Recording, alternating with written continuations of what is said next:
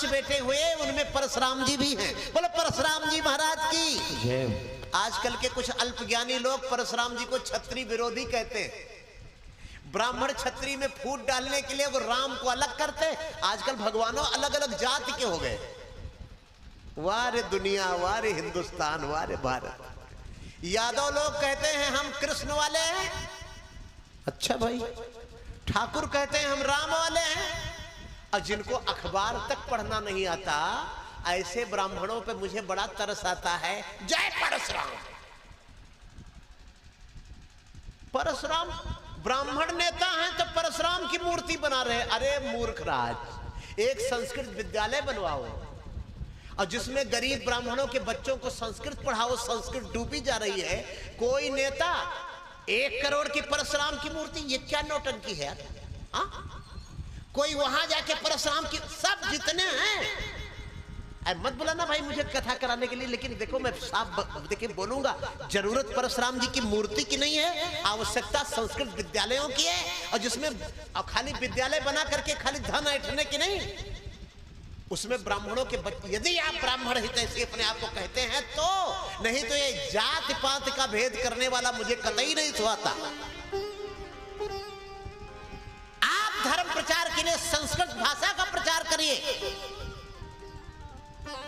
जो गरीब बालक हैं उनको खाने रहने की व्यवस्था करके और आचार्य को उचित दक्षिणा देके पढ़ाने की व्यवस्था करिए। जो प्राचीन परंपरा हमारी समाप्त हो रही है उसको फिर से उभारने का काम करिए, तब तो हम माने। इस जाति में फूट डाल करके, एक बात सुन लीजिए, परशुराम जी का क्षत्रियों से विरोध नहीं था। परशुराम जी का है वंश के सहस्त्रार्जुन के वंश से विरोध था, जिसमें क्षत्रिय के एक भी लक्षण नहीं थे। ऐसे परशुराम जी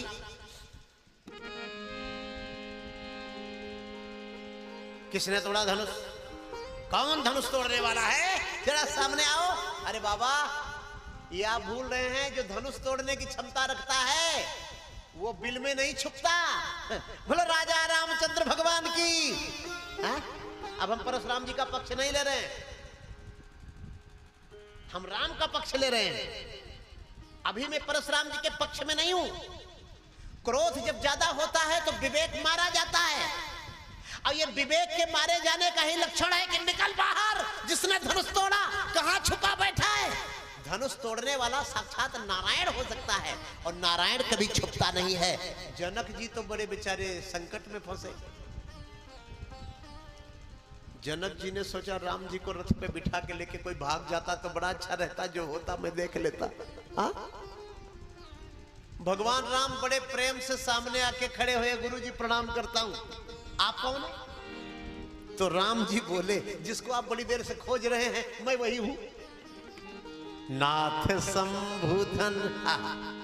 नाथ, नाथ कहकर वही संबोधित करेगा जिसके मस्तिष्क में क्रोध नहीं होगा, अहंकार नहीं होगा। नहीं तो अहंकारी व्यक्ति कभी किसी को स्वामी, मालिक, भगवान ऐसे नहीं बोलता। हमसे भी लोग मिले, और महाराज सब ठीक ठाक, हाल चाल ठीक ठाक है? हमने कहा भले आदमी, अपने से बड़े का हाल चाल नहीं पूछा जाता, ये अपने से छोटों का पूछा जाता है। सभ्यता ऐसा नहीं कहती, इसीलिए सत्संग किया जाता है। आइए।